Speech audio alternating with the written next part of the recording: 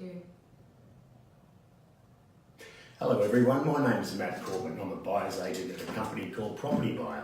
And today I have Anna Rorke and Nick Taylor-Fick, two of our Sydney-based buyer's agents who have different strategies operating Airbnbs in Sydney. Hello Anna and Nick. Hi. Hi Everyone. So firstly, can I ask, let's ask you Nick first of all, what motivated you in going down this route? I've always been interested in the Airbnb experience. I thought that when we decided to do renovations to our house, it was a good opportunity to look into the possibility of creating a studio that's separate from the rest of the family home, and which we could use as an Airbnb operation. So we did that about 3 years ago, and it's been working very well. Right. And you, Anna? Well, I'm actually really lucky enough to look at lots of properties, so just by chance I found a property which I thought was a great location, and instead of operating on a normal rental basis, which I do my other properties, I thought I would try and do it on Airbnb. Number one is a great experience, and to see whether it was a way of lifting your yield, and so far it has been a great experience. I mean, it does have its ups and downs, but that's the strategy, and it was just by luck that I came across this place. I thought the location was great, the zoning was great. It had a lot of things going for it that would make it appealing to put on that platform. And can I ask, Anna, what are the costs involved? It's interesting. It was a big learning curve for me. You've obviously got to set the property up, you've got to furnish it. I've tried to use really good quality linen and things like that. You are charged to put on the Airbnb platform. You have to provide the electricity, the gas, the internet. The insurance is also not covered by your normal insurance, so you have to take out extra insurance for that. So there are sort of lots of little costs that you don't realise, and then I also run it myself for various reasons. I like to meet the people that go in there. I'm quite fussy about that. You can have someone operate it for you at a 15% charge. Airbnb, I think, is it 3%, Nick? 3%, yeah. 3%, which they take off. I have a cleaner that comes in. I have take the sheets to the laundry, but that is charged to the people that actually come. So there are quite a few costs, but if you can get your head around that, and it takes a while to realise what your actual return is. Nick obviously has different costs because mine is a whole property, whereas Nick's part of his home. Yeah, my operation is quite different in that it's our family home that's with a separate studio upstairs. There were initial setup costs like a new bed, a little kitchenette, curtains and blinds and cupboard. And that's apart from the actual cost of the renovation to build the room upstairs. But once we got all that sorted out, the weekly costs are quite minimal really. We provide basics like some bread and fruit and milk and drinks. And the commission, as Anna said, is 3%. But we have found that it's very worthwhile actually, and the insurance actually is also Airbnb provides a host guarantee. So in my situation, we feel comfortable with that arrangement. And as a return on investment, can I ask you, Anna, what approximate return do you get? Look, I'm probably running at maybe 4% at this stage. It hasn't been running for a whole year. It's only been doing it probably since the end of February. So until I've done a whole year, I can't give you an exact amount. Sure. I'm not sure that I think it will be slightly better than just a conventional rental, but for some people they may find it's too much trouble. I don't push mine to be full every day. That's the difference, I suppose. And I sort of treat mine more like a little boutique hotel. Right, okay. Right. So it's different. Yeah, and how do you find a return on investment? Nick, you've had a little bit longer? Yeah, 3 years, so I've got a better hand on things in terms of the rate of return. So considering the cost of the build of the studio, I've worked out it's probably between 15 and 20% so far.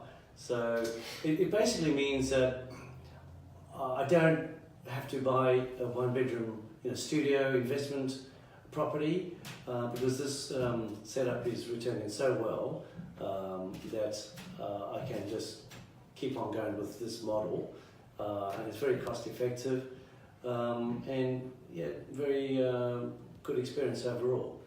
Okay, now look, I have to ask, any negatives or pitfalls Look, I think I've been very lucky. I mean, driven maybe by my prices are a bit higher, I haven't had an issue with any people doing any damage to my property or things like that, or any negative feedback. But I do know quite a few people that have had their properties, I suppose, trashed, which I know is covered by insurance, but it still involves, having it fixed and things like that. So, but I have been lucky, and I've met some really nice people, and I've also got myself a holiday home, albeit 2 suburbs away from where I live. But I know people have had bad experiences, and then also, people having parties and that type of thing. But I manage that myself. I keep quite a control over that, and I think you have the same experience, don't you, Nick? Well, that's right. It comes down to effectively managing your operation. Where my property is located is within the 9Ks of the CBD. So, we typically don't attract the young people who want to, perhaps, who are more interested in living along the coastal areas or close in the city. We tend to get the older, more professional business types and family members who are visiting friends or relatives in the area. So we actually cater to quite a wide range of people. And so I manage it, and as long as you have a good risk management ability and you reduce the risk, from my experience, we've only had one occasion where it was slightly unpleasant, and we learned from that, but no damage has ever been done, and the range of people that we meet is fantastic. Okay, so you can be quite selective with I think you can. I mean, I put on parameters, like I have a minimum stay. I don't allow children unless they request, because I've got stairs. I do vet the people that come there and stay there. So because of that, I feel that I haven't had a problem. And as Nick says, I've met some really lovely people, and it has been, overall a good experience. And because I live quite, Nick's is like in this part of his home, but I live very close, so it's not too much of an issue for me to manage it. I quite enjoy doing that. It's, it's really just a matter of getting the cleaner down there and making sure everything's okay. And I actually meet the people and let them in, so I get to know who they are. Right. And I make them aware of that, so it's not just a party house. And given it is in a very vibrant location, like on the edge of the city, it could quite possibly be thought of that. But that's offset by the higher nightly rate, so you don't tend to get people, and there's also, I have a minimum, there's only 4 people, no one's sleeping on the couch, on the floor, that type of thing. So. Okay. I also understand there's some new laws regulating B&Bs. Yeah, well, next year, this is my understanding, and in my case, because I solely use the property for Airbnb, it will be restricted to 180 nights a year. Now, there's a few ways you can combat that, and in my case, you put the rates up, and that's fine, except it's 180 days.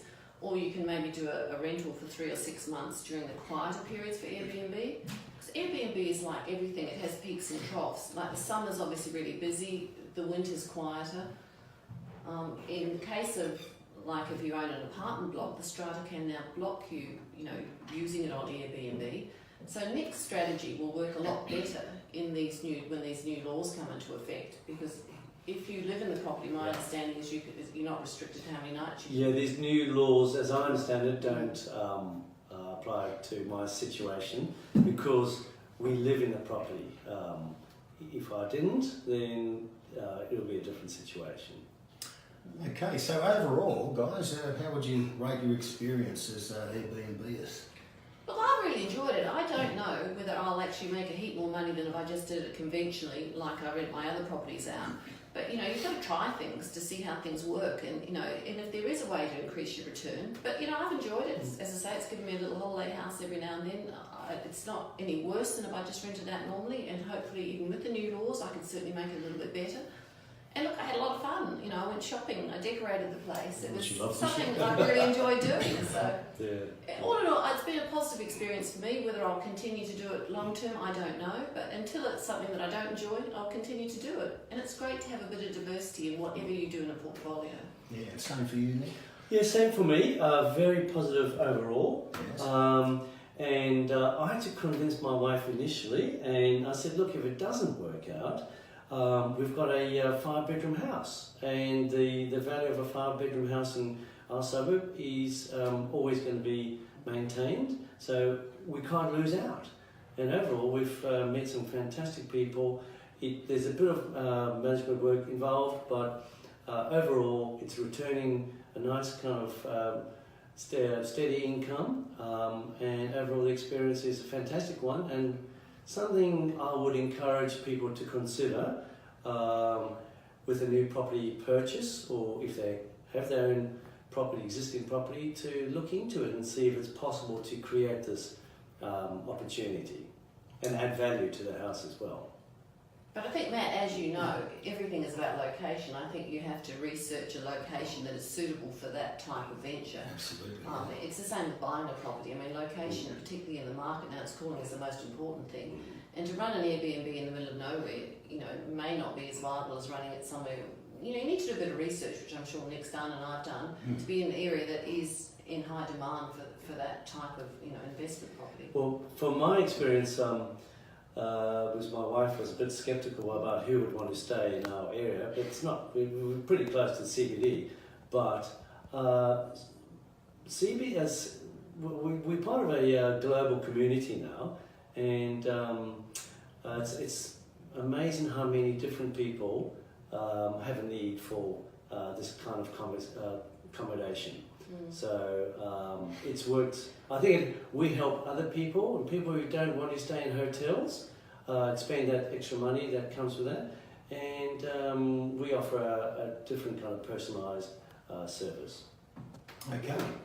All right. Well, look, on behalf of Nick and Anna, I just want to say thank you for spending your time with us today. If you have any questions at all, you can always call Property Buyer on 9975 3311.